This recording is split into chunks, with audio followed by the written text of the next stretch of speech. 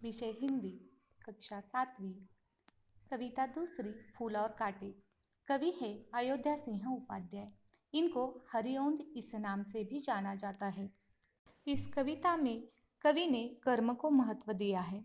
मनुष्य महान कुल में जन्म लेने से बड़ा नहीं बनता, बल्कि अपने महान श्रेष्ठ कर्मों से बड़ा बनता है।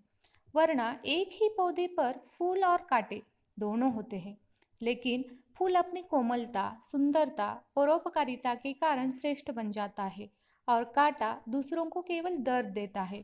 हमें भी फूलों की तरह लोगों के जीवन में सुख सौरभ भर देना है, न कि कांटों की तरह दुख दर्द देना है। छात्रों, अभी हम कविता की तरफ बढ़ते हैं। कविता है जन्म लेते जगह में एक ही पौधा उन्हें है पालता। रात में उन पर चमकता चांद भी एक ही सी चांदनी है डालता। इसका मतलब है फूल और कांटों का जन्म एक जगह पर ही होता है। एक ही पौधा दोनों का भरण पोषण करता है। रात में उन पर चांद चमकता है और अपनी चांदनी समान रूप से उन पर बिखेरता है। मेह उन पर है बरसता एक सी उन पर हवाएं है बही, पर सदा ही यह दिखाता है हमें, ढंग उनके एक से होते नहीं। इसका मतलब है बादल उन पर समान रूप से अपना जल बरसाता है, हवाएं उन दोनों पर एक जैसी ही बहती हैं। इस तरह एक ही परिवेश में बढ़ने वाले ये दोनों फिर भी एक जैसे नहीं होते। दोनों का व्यवहार बिल्कुल अलग होता है।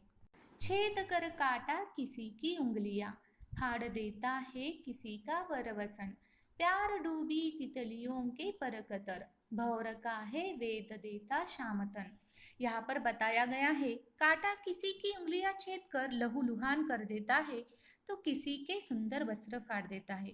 प्यारी प्यारी तितलियों के पंख कतर देता है तो भौर के श्यामल शरीर को भी छेद कर घायल कर देता है।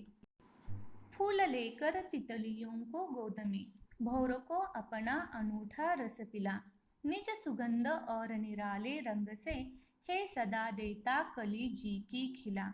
यहाँ पर बताया गया है कांटे के बिल्कुल विपरीत होता है फूल। वह तितलियों को अपनी गोद में लेता है और भौरे को अपना सुंदर रस शहद पिलाता है। अपनी सुगंध और सुंदर आकर्षक रंग से सभी को खुशी देता है। खटकता एक सबकी आंख में, दूसरा है सोहता सुरसीस पर, किस तरह कुल की बड़ाई काम दे, जो किसी में हो बड़प्पन की कसर।